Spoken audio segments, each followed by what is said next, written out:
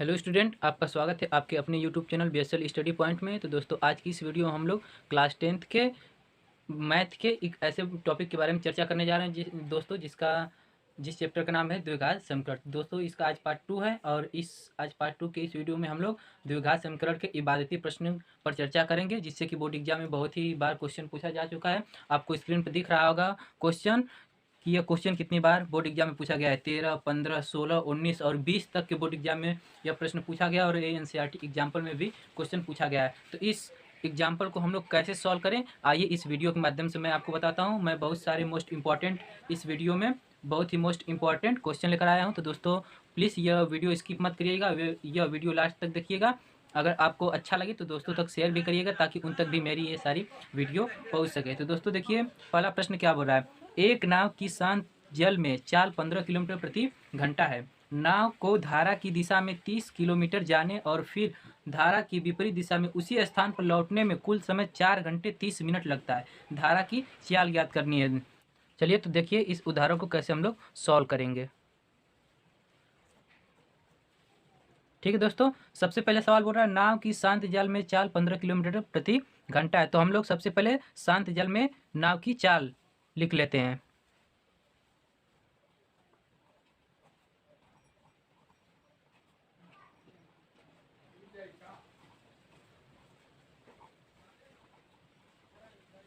शांत जल में हम लोग की नाव की चाल कितना है, 15 किलोमीटर प्रति घंटा है। उसके बाद हम लोग धारा की चाल मान लेते हैं। तो माना धारा की चाल कितनी हम लोग x मान लेते हैं। ठीक है, वो भी किलोमीटर प्रति घंटा में। उसके बाद फिर हम लोग का बोल रहा है नाव को धारा की दिशा में 30 किलोमीटर जाने और फिर धारा की विपरीत दिशा में उसी स्थान पर लौटने में कुल समय 4 घंटे और 30 मिनट लगता है। तो सबसे पहले हम लोग धारा के अनुकूल दिशा में नाव की चाल ज्ञात करेंगे, उसके बाद धारा के विपरीत दिशा में। तो सबसे पहले हम लोग धारा के अनुकूल दिशा में ज्ञात करते हैं।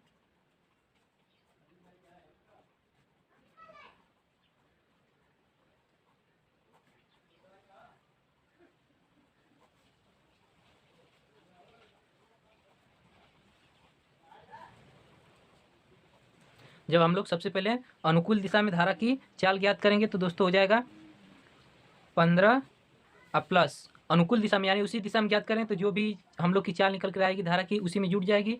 ये हो जाएगा किलोमीटर प्रति आवर्स। उसके बाद अब हम लोग निकालेंगे धारा के विपरीत दिशा में। उसके बाद हम लोग धारा के विपरीत दिशा में नाव की चाल ज्ञात करेंगे। तो अब विपरीत दिशा में उसके जा रहा है, तो विपरीत दिशा में जा रहा है तो यानी कि वो घट रहा है। तो यहाँ पे हो जाएगा 15 माइनस एक्स किलोमीटर प्रति हावर्स। अब सबसे पहले आप लोग को एक फार्मूला पता होगा कि समय बराबर होता है दूरी बटा चाल। ये फार्मूला तो लगभग सभी को पता होगा। तो इसमें देखिए हम लोग का अब समय निकालना है कि मतलब कितना समय लगेगा। तो समय बराबर दूरी, हम लोग की दूरी कितनी है 30 किलोमीटर, क्योंकि देखिए बोल रहा है ना कि नाव को धारा की दिशा में 30 किलोमीटर जाना है। तो 30 किलोमीटर हम लोग की दूरी हो गई। उसके बाद चाल पूछ रहा है, तो चाल किसका, चाल हम लोग का अनुकूल दिशा में चाहिए कि विपरीत दिशा में। तो सबसे पहले हम लोग अनुकूल दिशा में निकाल लेते हैं चाल। तो सबसे पहले हम लोग किस दिशा में निकालेंगे, अनुकूल वाला निकालेंगे। तो अनुकूल वाले में निकालेंगे तो 15 प्लस एक्स रखेंगे, 15 प्लस एक्स घंटा, क्योंकि हम लोग किस में निकाल रहे हैं, समय निकाल रहे हैं। तो समय हमारा हमेशा किस में जाता है दोस्तों, घंटे में जाता है। अब धारा के विपरीत दिशा वाला ज्ञात कर लें। तो धारा के विपरीत दिशा भी वाला वही हो जाएगा दूरी बटा चाल। ठीक है, ये अनुकूल दिशा है।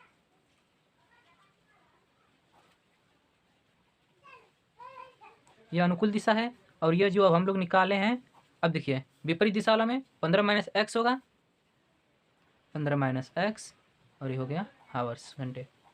अब ये देखिए अनुकूल दिशा में था और ये किस दिशा में, विपरीत दिशा में है।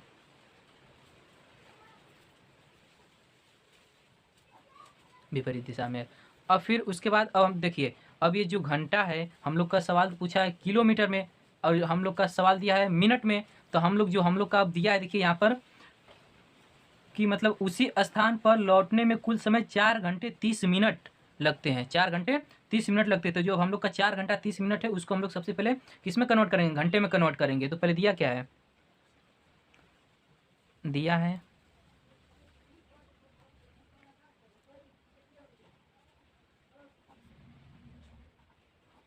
नाव द्वारा कुल लिया गया समय, कितना समय लिया है नाव? पूरे 4 घंटे 30 मिनट लिया है। तो हम सोचते हैं कि जो हम लोग का ये मिनट है, यह भी जो मिनट है ये भी घंटा में चेंज हो जाए, तो चेंज करने के लिए देखिए 4 घंटे ये हो गया, प्लस अब जो 30 मिनट है हम इसको घंटे में जब दोस्तों चेंज करेंगे तो इसके बटे में 60 कर देंगे, क्योंकि 1 घंटे में 60 मिनट होता है। अब उसके बाद 0 से 0 कट गया, 3 कम 3, 3 दूना 6, ये हो गया 4 + 1/2 आवर्स। तो अब इसको हम लोग कन्वर्ट कर देंगे तो हो जाएगा 2 चौक 8, 8 1 9, 9/2 आवर्स। ठीक दोस्तों, यहाँ पर हम लोग का जो पूरा समय लिया गया था वो भी घंटे में निकल कर आ गया 9/2। अब हम लोग क्या करते हैं, अब हम लोग अपने प्रश्न पे चलते हैं। हम लोग का प्रश्न क्या बोल रहा था? तो दोस्तों प्रश्न बोल रहा था धारा की चाल ज्ञात करनी हम लोग, तो प्रश्नानुसार चलते हैं।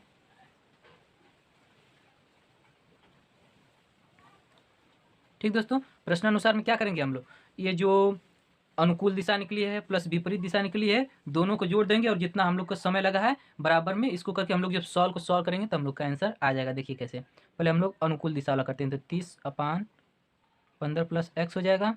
ठीक दोस्तों, फिर plus 30/15 - x is equal to हम लोग का कितना कुछ समय लगा है 9/2। अब देखिए 30 इसमें भी है, 30 इसमें भी है, तो हम लोग 30 को कॉमन कर लेते हैं, तो यहाँ बचेगा 1/15 + x प्लस यहाँ बचेगा 1/15 - x और यहाँ पर हो जाएगा 9/2। इसके बाद देखिए इसका इधर तिर्यक गुणा, इसका इधर तिर्यक गुणा, तो हो जाएगा 15 - x प्लस फिर हो जाएगा यहाँ पे 15 + x अपान में आएगा एक कुष्ठ में 15 + x और दूसरे कुष्ठ में आएगा 15 - x इज इक्वल टू 9/2। अब देखिए यहाँ पे दोस्तों प्लस माइनस के साथ कट गया, 15 दोस्तों कितना हो गया 30, यहाँ पे हो गया 30। अब यहाँ पे देखिए एक क्वेश्चन में a + b है और एक दूसरे क्वेश्चन में a - b है, तो यह फार्मूला बन गया है a² - b² का, a² - b² भाई 2। ठीक है, अब आगे देखिए ये जो 30 है इसका इसके साथ मल्टीप्लाई होगा तो तितली के 9, यहाँ पे ऊपर हो जाएगा 900, नीचे 15 का वर्ग कितना हो जाएगा 225 हो जाएगा, minus x² is equal to इधर हो जाएगा 9/2। अब देखिए इसका इधर गुणा होगा और इसका इधर गुणा होगा, तो यहाँ पर हम लोग सॉल्व करते हैं इसको।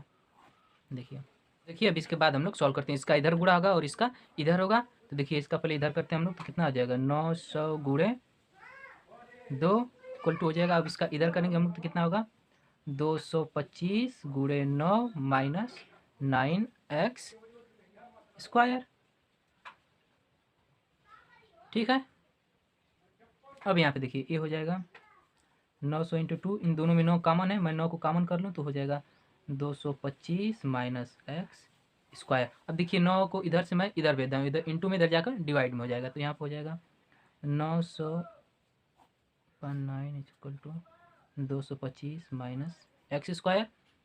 देखिए 9 से 9 कट गया, यहाँ पर 200 बचा, 200 इधर हो गया 225 माइनस x²।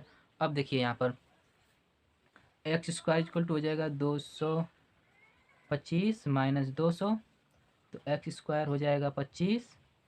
ठीक है, उसके बाद x बराबर हो जाएगा √25 और जब यह बाहर निकलेगा तो प्लस माइनस 5 हो जाएगा। और मैं आपको बता दूं धारा की चाल जो है कभी भी माइनस में नहीं आएगी, अन्यथा हम लोग नहीं आएगी, अर्थात हम लोग का प्लस का 5 किलोमीटर प्रति आवर्स नाव की चाल निकल कर आ गया।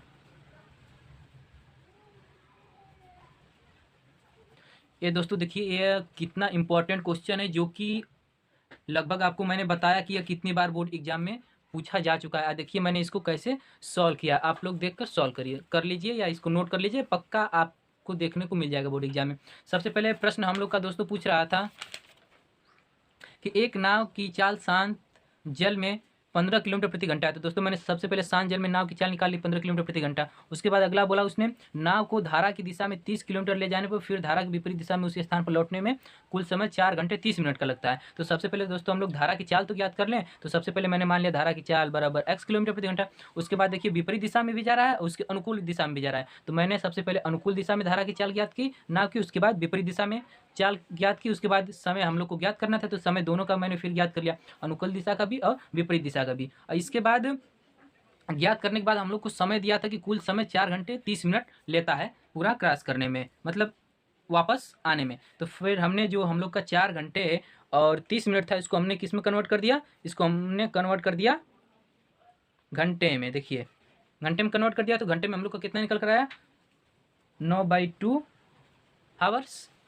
ठीक है। और उसके बाद हम लोग प्रश्नानुसार पे चल दिए, जो हम लोग को प्रश्न बोला था क्या करने के लिए। तो हमने अनुकूल दिशा और प्लस विपरीत दिशा को जोड़कर हम लोग का जो जितना टाइम लगा था उसको इक्वल करके हम लोगों ने सॉल्व किया। और सॉल्व करने तो आपको आता ही होगा, देखिए मैंने कैसे सॉल्व करके यहाँ पर आंसर ला दिया। अगर ठीक है दोस्तों, अब हम लोग अपने अगले क्वेश्चन की ओर चलते हैं। तो देखिए दोस्तों, अब दूसरा क्वेश्चन आपकी स्क्रीन पर दिख रहा होगा। दूसरा क्वेश्चन क्या है, दो संख्याओं का अंतर 2 है तथा उनके वर्गों का योग 34 है, तो संख्याएं ज्ञात करनी है। तो देखिए दोस्तों हम लोग कैसे सॉल्व करेंगे इसको देखिए। सबसे पहले संख्या बोल रही है कि दो संख्याओं का अंतर 2 है। तो दोस्तों सबसे पहले हम लोग संख्या मान लें। तो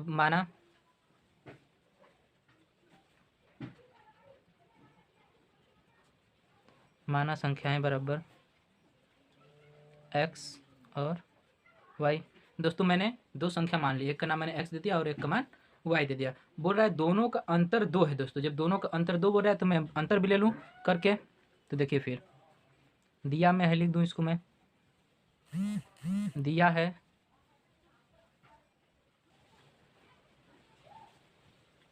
दोनों संख्याओं का अंतर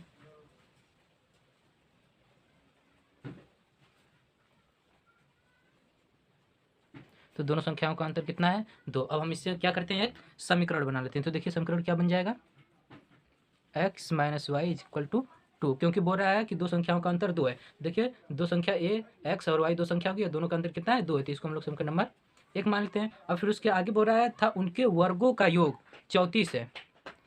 तो हम लोग फिर आप करते हैं तथा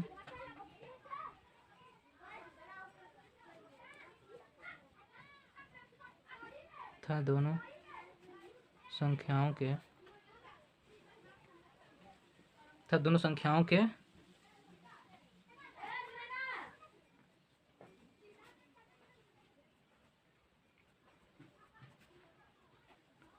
सवाल में बोल रहा है कि दोनों संख्याओं का योग कितना हो जा रहा है, 34। तो दोनों संख्याओं के वर्गों का योग 34 हो गया। तो फिर यहाँ पे एक समीकरण बनेगा, क्या बनेगा, x square plus y square is equal to 34। क्यों ऐसा कर रहा हूँ, क्योंकि दोनों संख्याओं का योग वर्गों का योग बोल रहा है। यहाँ पे योग सिर्फ नहीं बोल रहा है, वर्गों का योग बोल रहा है। तो जब वर्गों का योग बोलेगा दोस्तों तो हम लोग वर्ग करेंगे। उसके बाद हम समीकरण नंबर 2 मान लेते हैं। अब देखिए यहाँ पे चाहे x का मान यहाँ पे पुट कर, चाहे y का मान पुट कर, तो मैं यहाँ पर y का मान पुट करता हूँ। देखिए कैसे, पहले यहाँ से मैं y का मान निकाल लेता हूँ।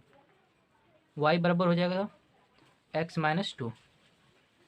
अब जहाँ जहाँ y है वहाँ क्या हम लोग रखेंगे, x माइनस 2। तो इस समीकरण में रख रहे हैं हम लोग एक्स स्क्वायर,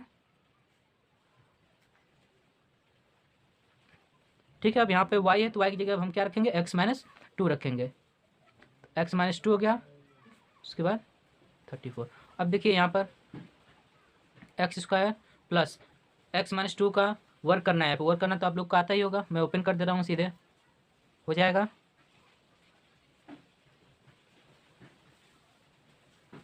ठीक है।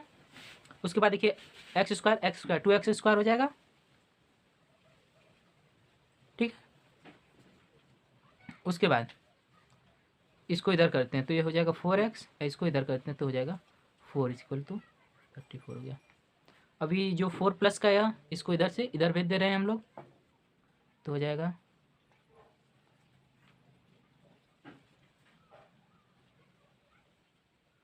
30 हो जाएगा, क्योंकि इधर प्लस का 4 इधर जाकर जब माइनस होगा तो 34 में से जब 4 जाएगा तो 13 बचेगा। ठीक है। और उसके बाद देखिए ये जो 30 है इसको इधर ला देते हैं हम लोग,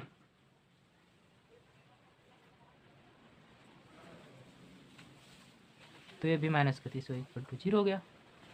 ठीक है दोस्तों। अब देखिए इसके बाद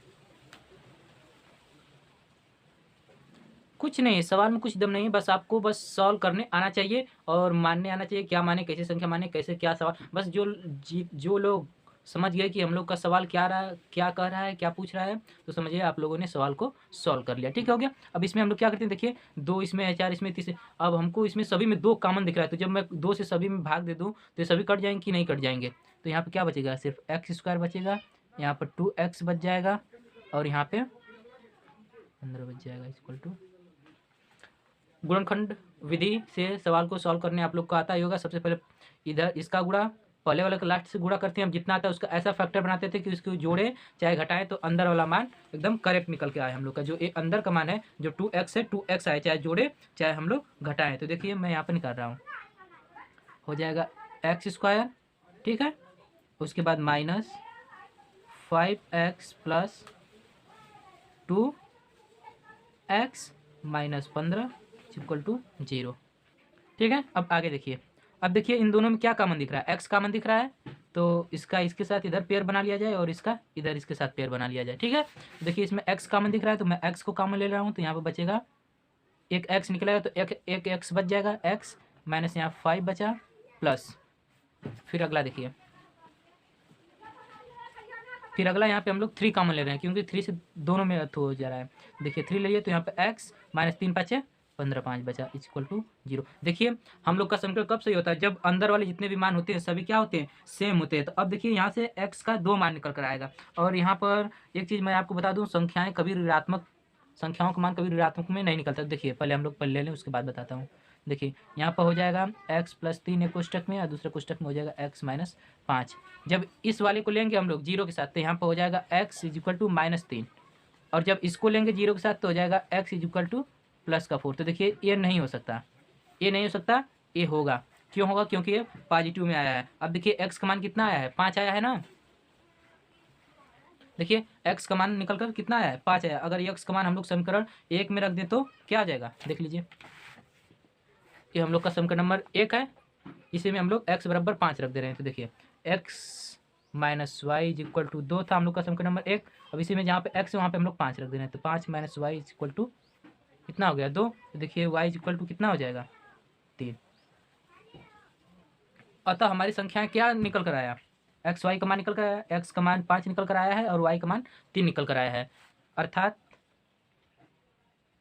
हमारी जो संख्या बनकर तैयार हुई हैं क्या हुई हैं, 5 और 3, ये आंसर होगा।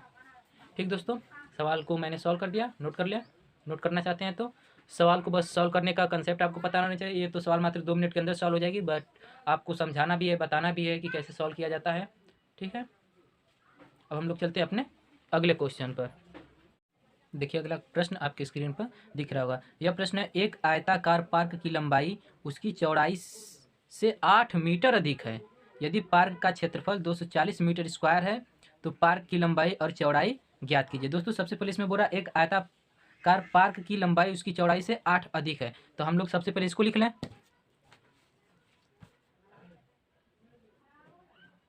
देखिए कैसे सॉल्व करते हैं। सबसे पहले हम लोग लिखेंगे, दिया में क्या दिया है कि मतलब जो पार्क की लंबाई उसकी चौड़ाई से 8 मीटर अधिक है, तो वही हम लोग लिख देंगे। पार्क की लंबाई उसकी चौड़ाई से 8 मीटर अधिक है। अगर दोस्तों आप लोग सोच रहे होंगे कि हम डायरेक्ट सॉल्व कर लें, तो अगर डायरेक्ट आप सॉल्व भी करते तो आपको नंबर नहीं मिलेगा, आपको लिख कर सॉल्व करना पड़ेगा, क्योंकि यह 4 नंबर से 6 नंबर में प्रश्न पूछता है। तो आपको 4 नंबर 6 नंबर पूछता है, सवाल में कुछ दम नहीं रहता है, बस 2-4 लाइन सॉल्व करना रहता है हमको, बस जो होता है कंसेप्ट को लिखना होता है दोस्तों। तो हम लोग कंसेप्ट जब तक नहीं लिखेंगे, हम सवाल सॉल्व कर दें, हमको 6 नंबर का सवाल है, हमने सॉल्व कर दिया, उस पर 2 से 3 नंबर देकर एग्जाम में चला जाएगा, भले हमारा कितना क्यों ना सही हो। ठीक है दोस्तों। उसके बाद बोल रहा है कि पार्क का क्षेत्रफल 240 मीटर स्क्वायर है, तो हम लोग पार्क का क्षेत्रफल कर लेते हैं। देखिए पार्क का क्षेत्रफल दोस्तों कितना है, 240 मीटर स्क्वायर है। ठीक है दोस्तों। अब उसके बाद तो हम पार्क की चौड़ाई क्या हमको पता है नहीं, लंबाई क्या पता है नहीं, तो हम लोग उसको तो भी निकालना पड़ेगा दोस्तों। तो सबसे पहले हम लोग मानते हैं, माना क्योंकि क्षेत्रफल के लिए लंबाई और चौड़ाई की जरूरत पड़ती है। और हमको लंबाई चौड़ाई पता नहीं है तो हम लोग लंबाई और चौड़ाई को मान लेते हैं। तो माना पार्क की चौड़ाई x मीटर है। ठीक है दोस्तों, जब पार्क की चौड़ाई x मीटर हो गई तो उसकी लंबाई x प्लस 8 होगी, क्योंकि उसकी जो लंबाई है चौड़ाई से कितनी 8 मीटर अधिक है। तो यहाँ पर हो जाएगा पार्क की लंबाई कितनी हो जाएगी, x प्लस 8 मीटर हो जाएगी। ठीक है दोस्तों, अब पार्क का क्षेत्रफल का फार्मूला तो आपको सभी लोग को पता होगा, तो यहाँ पर मैं लगा दे रहा हूँ पार्क का क्षेत्रफल बराबर, पार्क के क्षेत्रफल का दोस्तों फार्मूला होता है लंबाई गुणे चौड़ाई। ठीक दोस्तों, तो दोस्तों अब जिसका जहाँ जहाँ मान है उसका मान पुट करते हैं। देखिए पार्क का क्षेत्रफल कितना हम लोग का 240 है, तो हमने 240 रख लिया। उसके बाद बराबर है लंबाई हम लोग की कितनी है, तो लंबाई हम लोग की दोस्तों है x प्लस 8 है। उसके बाद इंटू चौड़ाई हम लोग की दोस्तों कितनी है, तो चौड़ाई हम लोग की है x, तो हम लोगों ने x लिया। अब इसको हम लोग सॉल्व करते हैं। सॉल्व कैसे होगा, देखिए 240, ठीक है। उसके बाद देखिए इसका इसमें सॉल्व करेंगे तो हो जाएगा x² प्लस 8x हो जाएगा। ठीक है, अब इसको हम इधर करते हैं, इसको इधर करते हैं। देखिए हो जाएगा x² प्लस 8x माइनस का 240 इक्वल टू 0। अब इसको दोस्तों हम लोग गुणनखंड विधि से सॉल्व करते हैं कि देखिए गुणनखंड विधि से ये कैसे सॉल्व होता है। तो देखिए हम लोग को गुणनखंड विधि से इसका ऐसा फैक्टर बना रहा था, इसका पहले वाला का इसमें गुणा करेंगे तो कितना आएगा, 240 ही आएगा ना। अब 240 का हम लोग को ऐसा फैक्टर बनाना है कि हम लोग जोड़ें चाहे घटाएं तो बीच में 8 आना चाहिए। तो देखिए हम लोग कैसा फैक्टर बनाएं, देखिए 12 दूना के 24 करेंगे, 20 में से 12 घटाएंगे तो 8 आ जा रहा है दोस्तों, आ जा रहा है। तो हम लोग 20 12 का कंबाइन कर लेते हैं। तो देखिए कैसे होगा, देखिए